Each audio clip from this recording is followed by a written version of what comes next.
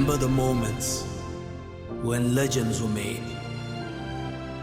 This is our time.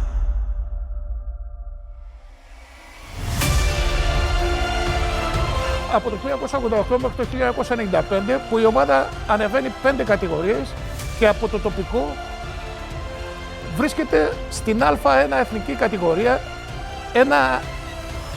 ένα όνειρο, αλλά συγκεκριμένα ήταν στόχος. Έχουμε τις δυνατότητες να κερδίσουμε μια από τις δυο προνομιούχες θέσεις και να ανεβούμε στην Α1 εθνική κατηγορία, να φέρουμε δηλαδή και μια ομάδα εκπρόσωποι της Κρήτης στο καλύτερο, όπως λέγεται, πρωτάθλημα της Ευρώπης.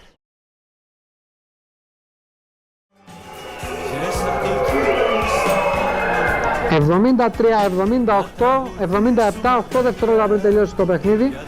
Η Φαντής, η γρήγορη πάσα, Μανολόπουλος σουν 3 πόντων, είναι άστοχος. Μπαλτατζής θα βάλει το φόλο 75-77 και το παιχνίδι τελειώνει και κοιτάξτε τι γίνεται στον πάγκο του Ηρακλείου. Ένα κουβάρι όλοι οι παίχτες, παράγοντες, αγκαλιάζονται, πανηγυρίζουν την άνοδο του Ηρακλείου στην Α1 εθνική κατηγορία.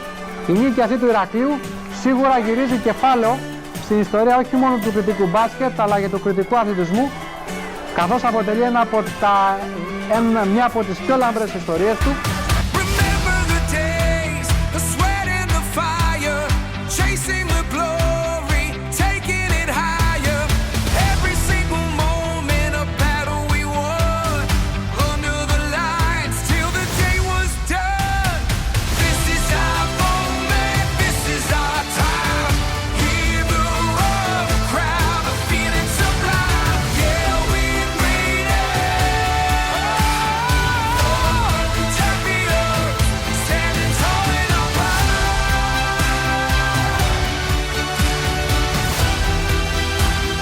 Πιστεύαμε μέχρι το τελευταίο δευτερόλεπτο.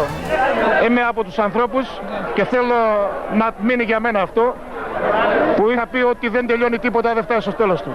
Και σήμερα την τελευταία στιγμή όλη η Κρήτη πανηγυρίζει την άνοδο της ομάδας του Ηράκλειου στην Α1 εθνική κατηγορία στο καλύτερο πρωτάθλημα της Ευρώπης. Όλοι μαζί καταφέραμε να επιτύχουμε το ακατόρθωτο.